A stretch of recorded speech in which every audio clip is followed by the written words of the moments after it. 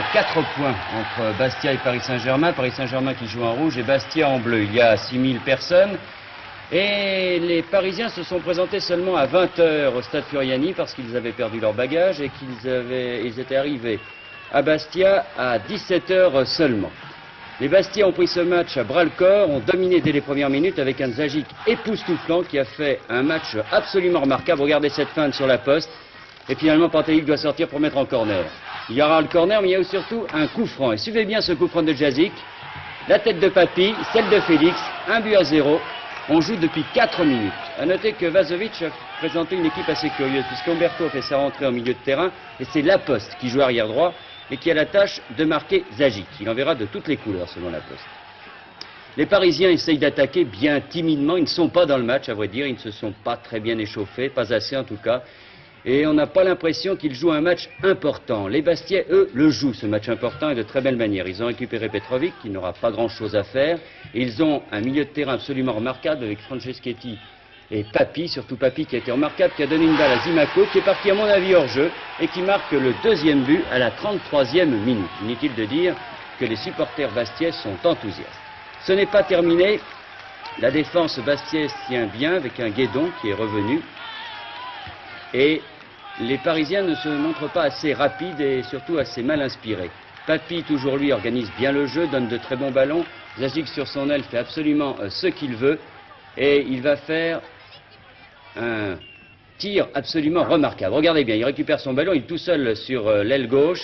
Et regardez bien la trajectoire de la balle. Félix touche ce ballon, mais il est dans les buts.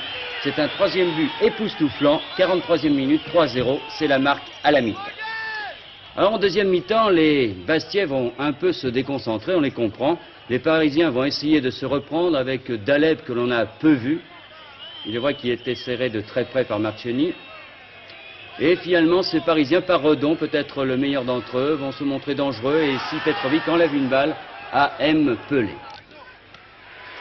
Mais ces Parisiens, encore une fois, ne sont pas dans un bon jour. Et Bastia va même marquer un 4e but alors que M. Kikyagian sera de très loin le plus mauvais de tous les acteurs sur le terrain. Et c'est Zimaco qui marque le 4e but sur une mésentente entre Novi et Pantelic. 4-0, l'addition devient lourde. Et pourtant, les Parisiens vont quand même réduire la marque. Ils vont réduire la marque tout d'abord par Laposte, qui partira pour certains hors-jeu, qui se présentera devant Petrovic et qui va le lober. Un but que nous verrons très peu, à vrai dire. Il a surpris un peu tout le monde, ce but de Laposte. Voilà, la balle est au fond, ça fait 4-1 après 69 minutes de jeu. Et puis alors que du côté Bastia, on s'en fait pas trop, on mène 4-1. Les Parisiens vont marquer un deuxième but par l'intermédiaire de Daleb, qui va réussir un très bel exploit technique et réduire la marque, donc 4-2.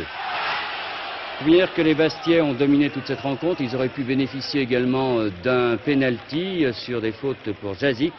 Un Jazic qui va faire souffrir son ami Pantelic sur des corners, comme sur celui-ci, et sur des coups francs aussi. La balle va être retirée sur ce corner et suivez bien ce ballon.